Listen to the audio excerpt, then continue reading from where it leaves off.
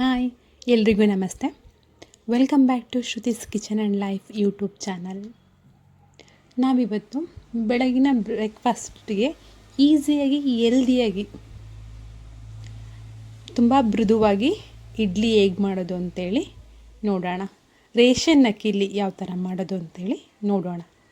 ನಾನು ಮೊದಲಿಗೆ ಈ ಗ್ಲಾಸಲ್ಲಿ 3 ಗ್ಲಾಸ್ ಆಗೋಷ್ಟು ರೇಷನ್ ಅಕ್ಕಿ ತೊಗೊಂಡಿದ್ದೀನಿ.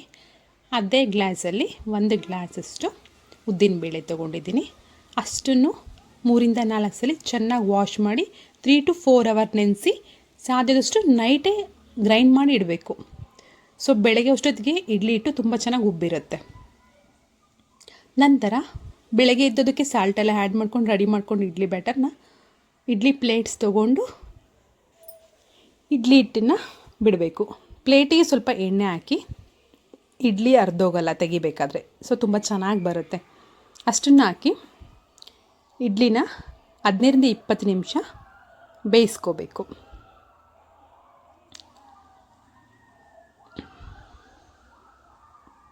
ನೋಡಿ ಇಡ್ಲಿ ಯಾವ ಥರ ಬಂದಿದೆ, ಸ್ವಲ್ಪನೂ ಮುರಿದೋಗಿಲ್ಲ, ತುಂಬ ಚೆನ್ನಾಗಿ ಬಂದಿದೆ.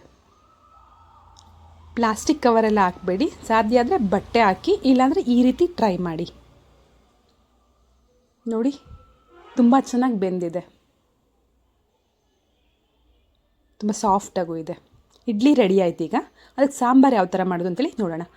ಒಂದು ಬಾಣಲಿಗೆ 2-3 ಟೇಬಲ್ ಸ್ಪೂನ್ ಎಣ್ಣೆ ಹಾಕಿ ಸ್ವಲ್ಪ ಸಾಸಿವೆ ಕರಿಬೇವಿನ ಸೊಪ್ಪು ಆ್ಯಡ್ ಮಾಡಿ 1 ಕೆಂಪು ಮೆಣಸಿನ್ಕಾಯಿ 2 ಹಸಿರು ಮೆಣಸಿನ್ಕಾಯಿನ ಹಾಕಿ ಸ್ವಲ್ಪ ಫ್ರೈ ಮಾಡ್ಕೊಳ್ಳಿ.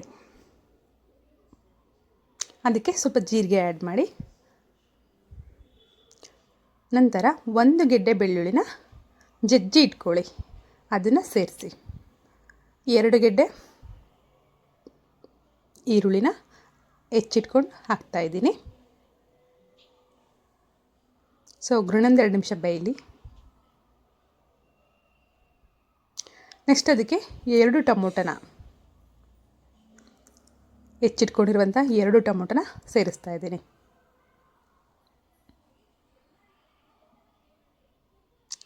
ಈರುಳ್ಳಿ ಟೊಮೊಟೊ ಬೇಯೋದಕ್ಕೆ ಸ್ವಲ್ಪ ಉಪ್ಪನ್ನು ಹಾಕ್ತಾಯಿದ್ದೀನಿ. ಉಪ್ಪು ಹಾಕೋದ್ರಿಂದ ಬೇಗ ಈರುಳ್ಳಿ ಟೊಮೊಟೊ ಬೇಯುತ್ತೆ.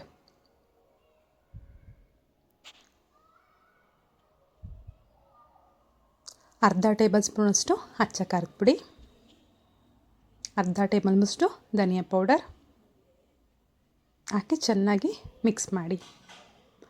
ನಂತರ 1 ಗ್ಲಾಸಷ್ಟು ನೀರನ್ನು ಸೇರಿಸ್ಕೊಳ್ಳಿ. 1 ಚಿಟಿಕೆಯಷ್ಟು ಹಿಂಗನ್ನು ಆ್ಯಡ್ ಮಾಡ್ತಾಯಿದ್ದೀನಿ. 1 ಟೇಬಲ್ ಸ್ಪೂನಷ್ಟು ಕಡಲೆ ಹಿಟ್ಟಿಗೆ ಸ್ವಲ್ಪ ನೀರು ಹಾಕಿ ಗಂಟಿಲ್ದಂಗೆ ಕಲಸಿ ರೆಡಿ ಮಾಡಿ ಇಟ್ಕೊಳ್ಳಿ.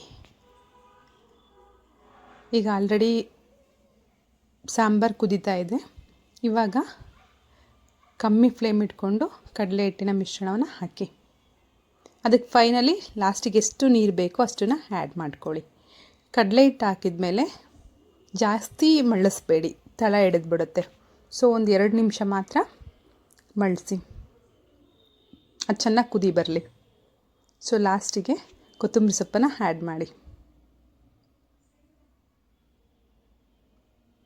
ಸೊ ನೋಡಿ, ತಿಕ್ನೆಸ್ಸು ಕಡಲೆ ಹಿಟ್ಟು ಹಾಕೋದ್ರಿಂದ ಇಡ್ಲಿ ಸಾಂಬಾರು ತಿಕ್ನೆಸ್ ಜಾಸ್ತಿ ಬರುತ್ತೆ, ಗಟ್ಟಿಗೆ ಬರುತ್ತೆ. ಯಾವುದೇ ಬೇಳೆನ ಬಳಸ್ತಲೇ ಈಸಿಯಾಗಿ ಕ್ವಿಕ್ಕಾಗಿ ಇಡ್ಲಿ ಸಾಂಬಾರು ರೆಡಿ ಆಯಿತು. ಸೊ ಯಾರೆಲ್ಲ ಈ ರೀತಿ ಬೇಳೆ ಬಳಸ್ತಲೇ ಮಾಡೋಕ್ಕೆ ಬರಲ್ಲ ಅಂತಿದ್ರು, ಸೊ ಅವರು ನೋಡಿ ಈ ಥರ ಮಾಡ್ಬೋದು. ಹೋಟೆಲ್ಗಿಂತ ತುಂಬ ಚೆನ್ನಾಗಿರುತ್ತೆ. ಈ ರೀತಿ ಒಂದ್ಸರಿ ಮಾಡ್ಕೊಂಡು ಟ್ರೈ ಮಾಡಿ. ಇದೇ ರೀತಿ ಸಪೋರ್ಟ್ ಮಾಡ್ತಾಯಿರಿ. ನಮ್ಮ ವೀಡಿಯೋಸ್ಗೆ ಲೈಕ್, ಕಮೆಂಟ್, ಶೇರ್ ಮಾಡಿ. ಇಡ್ಲಿ ಸಾಂಬಾರಂತೂ ಸೂಪರ್ ಆಗಿದೆ. ಎಲ್ಲರೂ ಒಂದ್ಸರಿ ಟ್ರೈ ಮಾಡಿ ನೋಡಿ. Thank you for watching my video.